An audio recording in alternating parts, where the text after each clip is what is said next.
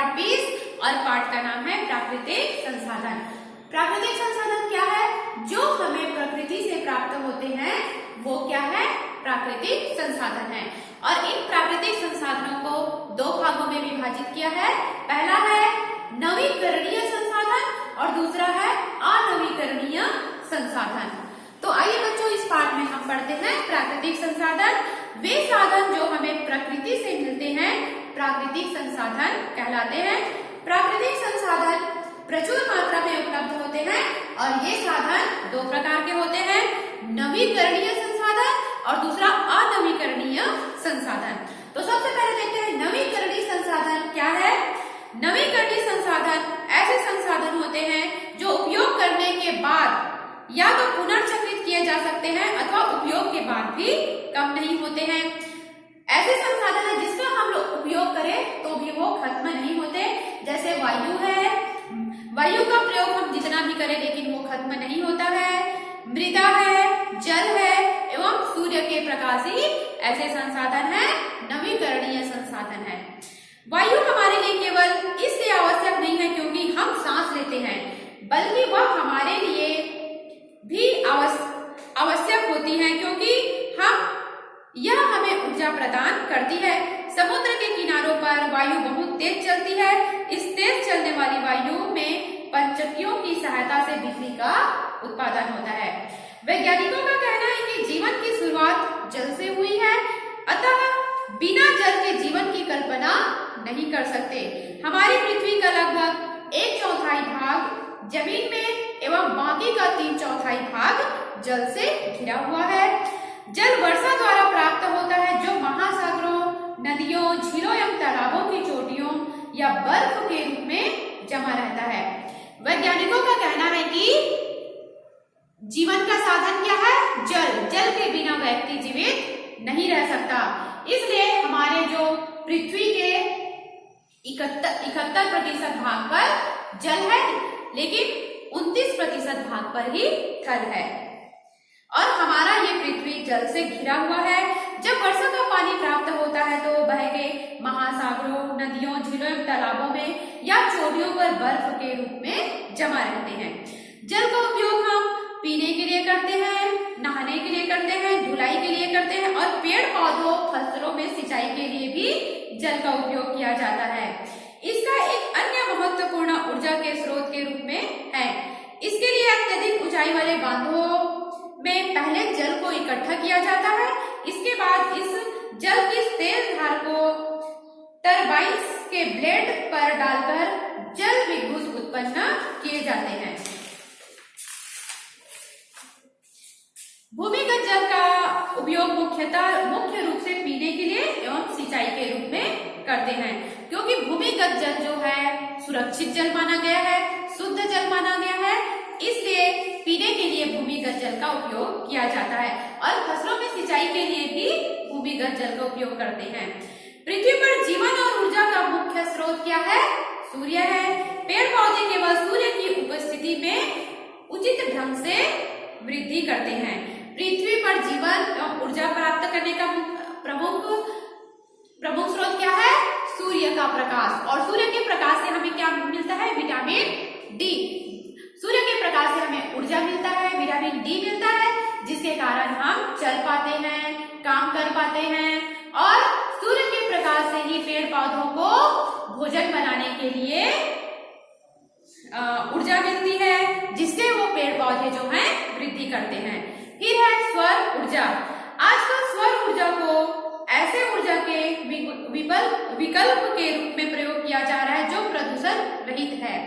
सौर ऊर्जा को फोटोसेटिव सेलों में संचित किया जाता है तथा इसके बाद इसका उपयोग कई कामों के लिए किया जाता है, जैसे पंखा चलाने के लिए, ट्यूबलाइट चलाने के लिए, कार चलाने के लिए, छोटी मोटी विद्युत मोटरों को चलाने के लिए सोलर ओवन एवं सोलर कुकर का भी काफी प्रचलन है।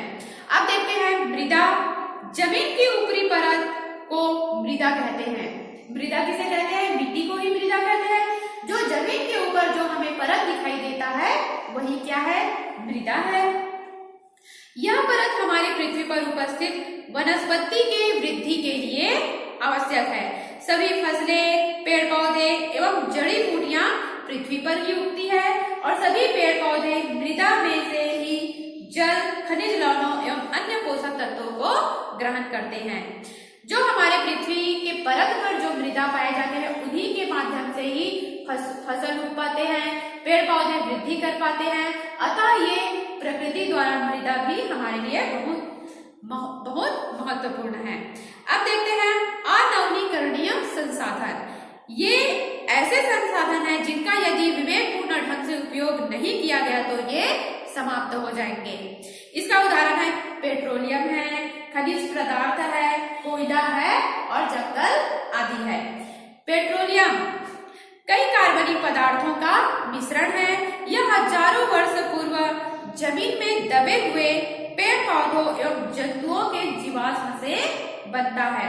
पृथ्वी के अंदर अत्यधिक दबाव तथा उष्मा के कारण ये जीवाश्म कोयले एवं पेट्रोल में परिवर्तित हो जाते हैं।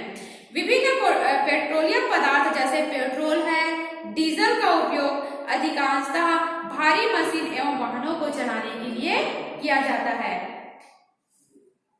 गैस का उपयोग भी ईंधन के रूप में किया जाता है।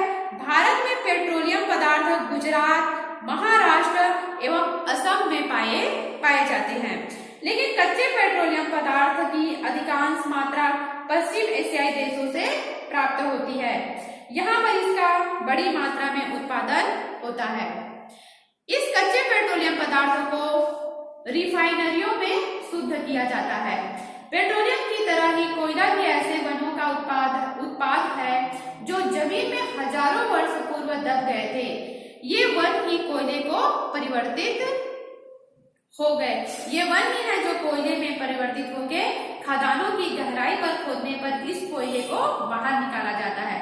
कोयले का उपयोग खाना बनाने में तथा विभिन्न उद्योग ऊर्जा घरों के लिए विद्युत उत्पन्न करने के लिए किया जाता है। कुछ वर्ष पहले तक रेलगाड़ियों को चलाने के लिए ईंधन के रूप में केवल कोयले का उपयोग किया जाता था। कोयला झारखंड, मध्य प्रदेश, आंध्र प्रदेश, छत्तीसगढ़ एवं तमिलनाडु में पाया जाता है। सबसे अच्छा माने जाने वाला कोयला बिटुमिन केवल जम्मू कश्मीर में पाया जाता है। जो सबसे अच्छे किस्म के कोयले हैं वो कहाँ? बिटुमिन, जो कश्मीर में पाया जाता है। अब खनिज पदार्थ देखते हैं। विभिन्न धातुओं, अधातुओं, नमक एवं रसायनों के प्रमुख संसाधन खनिज पदार्थ होते हैं। खनिजों में से ये पदार्थ कच्चे रूप में पाए जाते हैं। अयस्कों में से अशुद्धियों को दूर कर इन्हें प्राप्त किया जाता है। शुद्ध धातुओं, अधातुओं एवं रसायनों को विभिन्न उद्योगों में दैनिक जीवन में प्रयोग किया जाता है। विभिन्न प्रकार की धातुएं जैसे लोहा है, तांबा, जस्ता, यूरेनियम एवं एल्यूमिनियम को खनिजों से प्राप्त किया जाता है। झारखंड, छत्तीसगढ़, मध्य प्रदेश, उड़ीसा एवं राजस्थान ऐसे प्रमुख राज्य हैं जहां पर प्रमुख अयस्क पाए जाते हैं। बोकारो, स्लेम, दुर्गापुर, भद्रावती, भिलाई एवं राउरकेला वे स्थान हैं जहां पर स्टील, सोना एवं यूरेनियम पाए जाते हैं।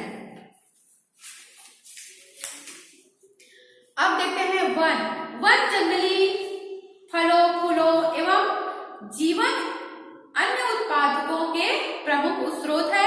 इन सब के अलावा इस पृथ्वी पर पर्यावरणीय संतुलन बनाए रखने के लिए भी वनों की अत्यंत महत्वपूर्ण भूमिका होती है, क्योंकि ये वृक्ष ही हैं जो प्रदूषित वायु कार्बन डाइऑक्साइड को ग्रहण करके शुद्ध वायु को ऑक्सीजन के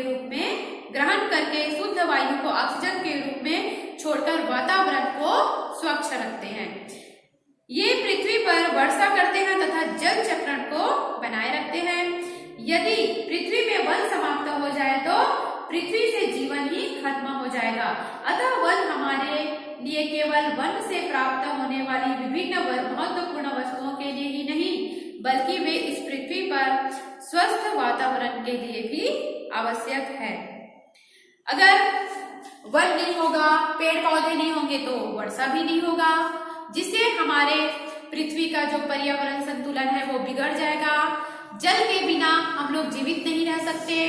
कोई भी संसार के कोई भी जो प्राणी है, जीवित प्राणी है, वो जल के बिना जीवित नहीं रह सकते। तो वन का हमारे जीवन में बहुत महत्वपूर्ण स्थान है। तो प्राकृतिक संसाधन क्या है? प्राकृतिक संसाधन जो हमें प्रकृति से प्राप्त है वही प्राकृतिक संसाधन है। और इन प्राकृतिक संसाधनों को दो भागों में बांटा गया है, नवीकरणीय संसाधन और अनवीकरणीय संसाधन। नवीकरणीय संसाधन क्या है? जो कभी समाप्त नहीं होते, हम उसका एक बार उपयोग करके पुनः उपयोग कर सकते हैं। लेकिन अनवीकरणीय संसाधन वो है जो एक बार उपयोग करने के बाद समाप्त हो जाता है और उसको फिर प्राप्त करने के लिए कई वर्षों तक रुकना पड़ता है। इसलिए अनवीकरणीय संसाधनों का उपयोग अच्छे से बिना व्यर्थ किए करना चाहिए। नवीकरणीय संसाधन क्या क्या है? जैसे हवा है, जल है, और नवीकरणीय संसाधन हवा, जल, सूर्य का प्रकाश, मृदा, ये सब क्या है? नवीकरणीय संसाधन। और अनवीकरणीय संसाधन है पेट्रोल, डीजल, कोयला, जो एक बार उपयोग करने के बाद समाप्त हो जाता है। और ये पेट्रोल हमें लाखों वर्ष से दबे हुए जो छोटे छोटे जीवाश्म होते हैं उसे बहुत कठिन परिस्थितियों में हमें प्राप्त होता है। और जो नवीकरणीय संसाधन है जो हमें आसानी से प्राप्त हो जाता है। तो यहाँ पे ये पाठ समाप्त होता है बच्चों। आशा करती हूँ कि आपको समझ में आया होगा। धन्यवाद।